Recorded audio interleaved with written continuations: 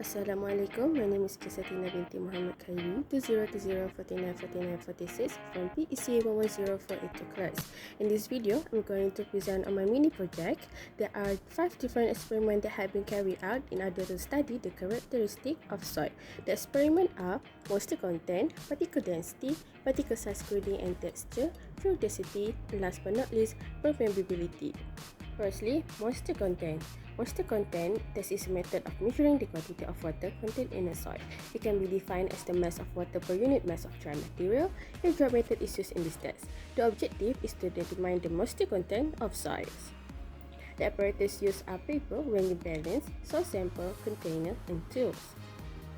First, label container as 1 to 3 and weight the mass of empty container as M1.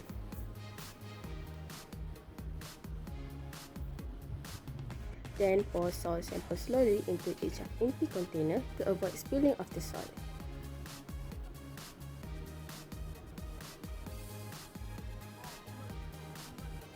Spread the soil evenly using glove.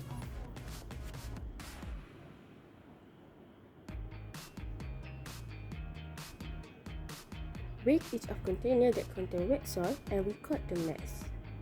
Make sure to set the initial reading of any balance to 0 to avoid zero error. Dry the soil under hot sun for 24 hours. This is known as a dry method. Weight the mass of container with dry soil by using weighing balance. Record the mass and tabulate the data. This is the water content data that I have got based on the experiment. The calculation is calculated by using the state formula. Discussion. The average value of moisture content is 27.17%. Moisture content of soil is one of the index properties of soil that can give notice to other properties such as grading, porosity, and strength. Precaution. Alert in checking the weather. Once it's raining, I need to quickly put aside the container or else it will take a longer time to dry. In conclusion, this experiment objective is achieved since the average of moisture content is achieved. The error that may occur is parallax error, so my eyes should be perpendicular towards reading of weighing balance to get accurate reading. Secondly, particle density. Particle density refers to the density of solid particles collectively. It can be defined as the mass of soil solids per the unit volume. The Gas-Jar method is used in this test. The objective is to determine the particle density and specific gravity of soil. The apparatus used are paper, container, weighing balance, soil sample, and towel. First, label and weight the mass of each container with lid, known as M1, and make sure the initial reading of weighing balance is 0 to avoid zero error. Add soil sample around 20 to 40 gram into each container and record the mass as M2. Ensure there is no soil spilling out from container. After that, pour water until the soil is soaked. Left it for 2 hours to let the soil absorb the water. Fill with water until half container and shake to ensure there is no bubble. Then, continue to fill the water until it fills the container. Repeat the same step for second and third container. Close all the container with the lid tightly. Dry outside of container using a towel and set back the initial reading of weighing balance to 0 and weight the mass of container filled with water and salt and record as M3.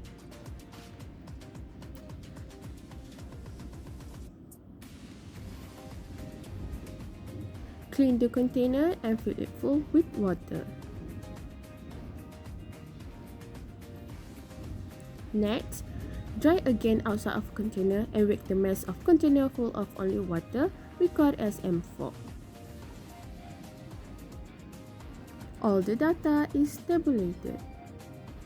This is the particle density data that I've got based on the experiment. The calculation is calculated by using the state formula. Discussion. The average particle density that I got is 3.44 gram per centimeter cube.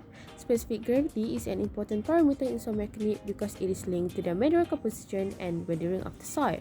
Precaution: make sure there is no air bubble and trap as it will bring to inaccurate result. Conclusion. In conclusion, this experiment objective is achieved since the average particle density is achieved too.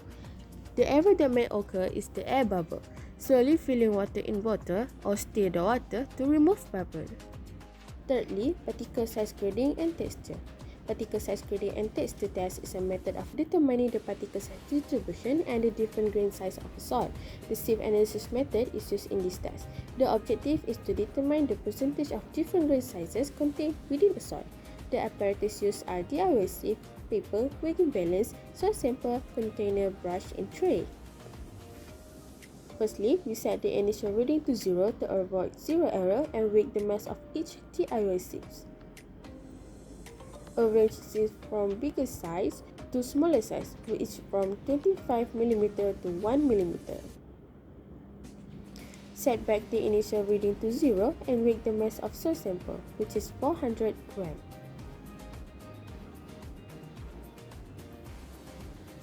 Put the tray firstly underneath. The weighted soil sample is slowly poured into the bigger sieve size, which is 25mm. Weigh the mass of sieve containing the residue. Use brush to transfer soil retained on the tray into an empty container. The same step is repeated with the second size sieve, which is 30mm. Shake to make it easier for the soil to pass through. Third size, 4mm, and the smaller size, 1mm. Shake a little bit and use brush to make it easier for the soil to pass through. Ensure it is done carefully. The soil retained left is known as fine soil. Transfer it into an empty container and weight the mass. As a result, this is how the residue left looks like after the dry sieve test. This is a dry sieving data that I've got based on the experiment. The graph is drawn to determine the composition of soil. Discussion.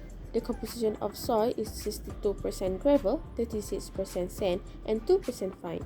Soil is classified as well-graded soil. The coefficient of gradation is between 0.5 and 2.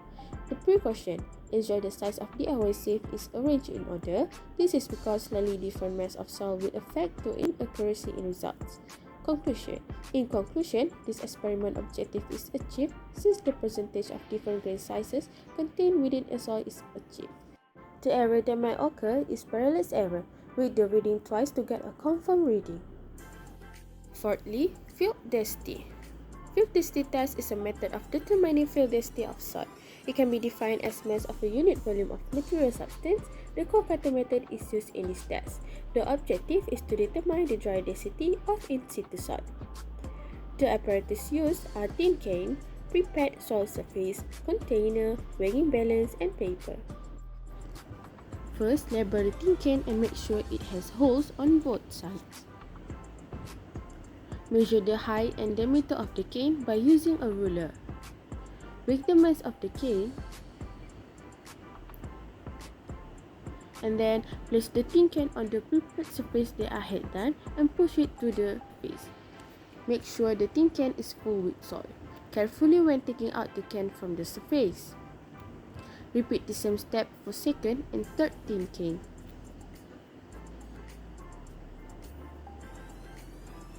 Set the initial mass to 0 to avoid error and weigh the mass of tin can that full with soil.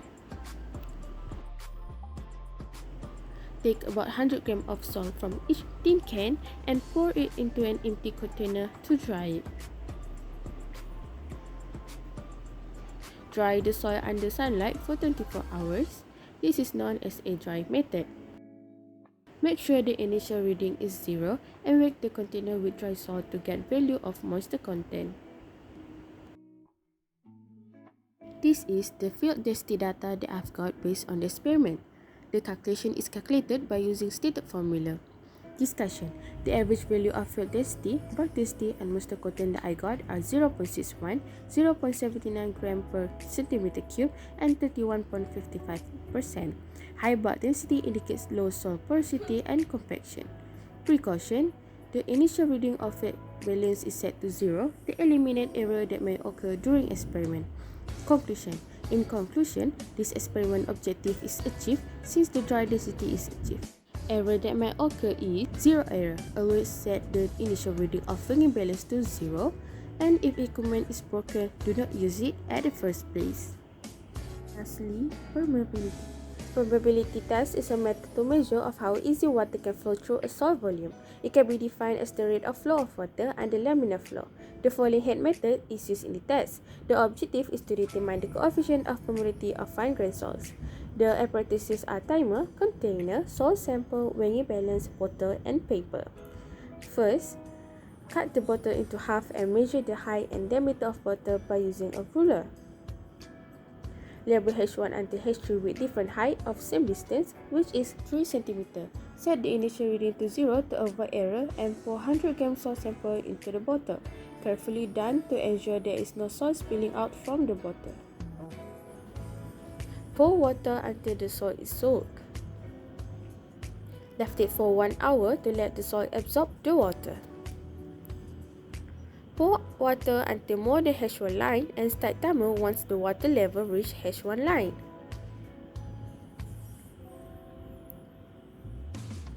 Timer for water from H2 line to H3 line is recorded too.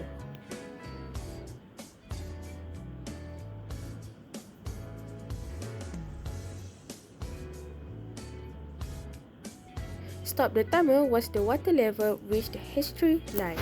The step is repeated 2 times to get average coefficient of permeability. This is the following head data that I have got based on the experiment. The calculation is calculated by using the stated formula. Discussion. The average permeability K is 3.43 times 10 to the power of negative 5 meter per second. High permeability materials allow for easy flow, whereas low permeability materials resist flow. The precaution: make sure there is no air bubble entrapped, as it will bring to inaccurate result. Conclusion. In conclusion, this experiment objective is achieved since coefficient of permeability of fine-grained salt is achieved. Soil is compacted using a wooden stick to eliminate any air void between soil particles. Some of the advantages that we can get from this project are extending one's knowledge and understanding of a chosen field outside of the classroom. Next, improve problem-solving abilities. We also can identify academic, professional, and personal interests. Besides that, prepare the mind for better comprehension of concepts and theories. Create self-assurance when working independently. Last, a more in-depth understanding of the discipline. That's all from me. Thank you.